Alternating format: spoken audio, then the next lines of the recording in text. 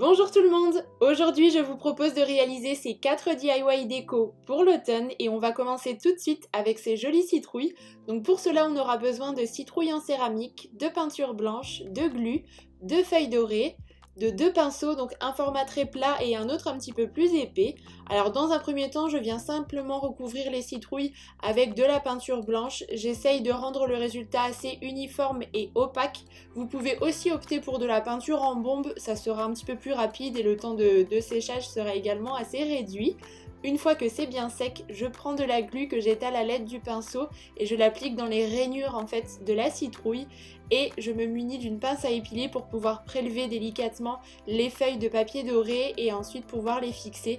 C'est une étape qui est un petit peu fastidieuse parce que les feuilles d'or sont vraiment très fragiles, il faut les manier avec beaucoup de délicatesse et de finesse pour éviter qu'elles se cassent, mais en même temps c'est cet effet un petit peu froissé qui est assez joli je trouve. Donc je réitère l'opération à chaque fois et je fais de même pour la queue de la citrouille, donc là je place des feuilles un petit peu plus grandes. C'est un DIY qui est vraiment très joli, je trouve que ça permet d'avoir des citrouilles autres que la version orangée que l'on connaît habituellement, ça apporte une touche déco supplémentaire et personnellement j'en suis fan. On continue cette fois-ci avec une couronne automnale, donc évidemment on aura besoin d'une couronne vierge, d'un ruban en toile de jute et de différents éléments de déco qui nous font un petit peu penser à l'automne. Donc moi j'ai pris des feuilles, des noix, des glands, des bâtons de cannelle. Et on se sert aussi du pistolet à colle pour fixer le tout. Alors je commence par mettre un bon point de colle, j'ai été assez généreuse, sur le sommet de la couronne pour fixer la toile de jute et ensuite on va l'enrouler vraiment tout autour de manière à recouvrir la couronne parce que je n'ai pas vraiment cet effet paille. Vous pouvez aussi opter pour une couronne en bois, en rotin, faites vraiment en fonction de vos envies et de vos goûts, mais c'est vrai que moi j'aime beaucoup la toile de jute, je trouve que ça a un côté assez chaleureux, d'autant plus sur une couronne. Une fois qu'on arrive à la fin, je coupe l'excédent et ensuite je fixe avec un petit peu de colle.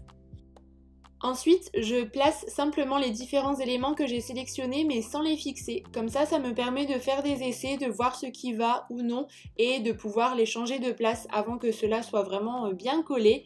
Et une fois que je suis sûre de l'emplacement de chacune des pièces, eh bien j'attrape mon pistolet à colle et je n'ai plus qu'à fixer le tout puisque là je suis sûre que ça ne bougera absolument pas. N'hésitez pas à vous rendre en forêt pour récupérer certains éléments qui pourraient tout à fait aller sur votre couronne. J'aime beaucoup que ce genre de déco soit assez naturel. Et voilà le résultat du coup, je ne sais pas ce que vous en pensez mais j'aime beaucoup cette accumulation de différents éléments, je trouve que ça s'accorde plutôt bien. Et puis j'ai également ajouté une guirlande lumineuse pour apporter une touche un petit peu plus chaleureuse. Et vous pouvez aussi tout à fait accrocher cette couronne mais également la placer en centre de table avec des bougies, je trouve que c'est aussi très joli.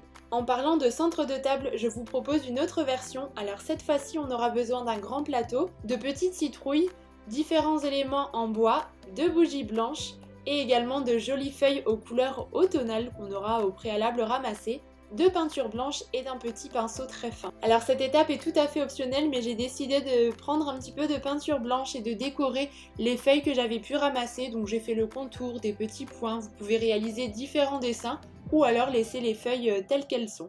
Ensuite dans le plateau j'ai simplement placé mes différents éléments, donc tout d'abord mes 3 bougies puisque ce sont les éléments principaux. J'ai ajouté les citrouilles ainsi que les petites décos en bois.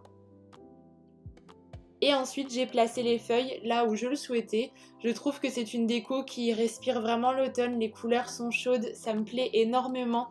C'est un DIY qui est vraiment très simple, mais je trouve qu'une fois que les bougies sont allumées, ça fait quand même son petit effet. Et puis vous pouvez changer la déco au gré des saisons.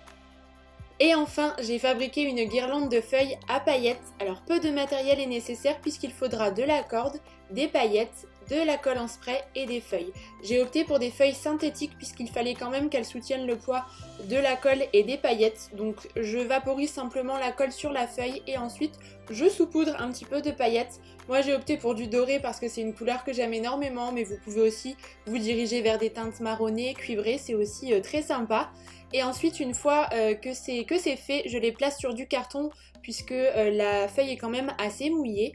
Quand c'est sec, je vaporise un petit peu de laque pour pouvoir fixer les paillettes et éviter d'en mettre un petit peu partout.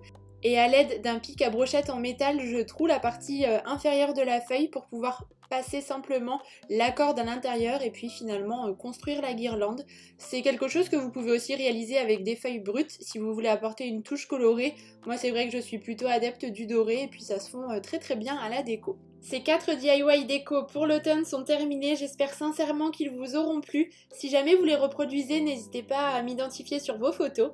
Et en attendant la prochaine vidéo, je vous embrasse très très fort.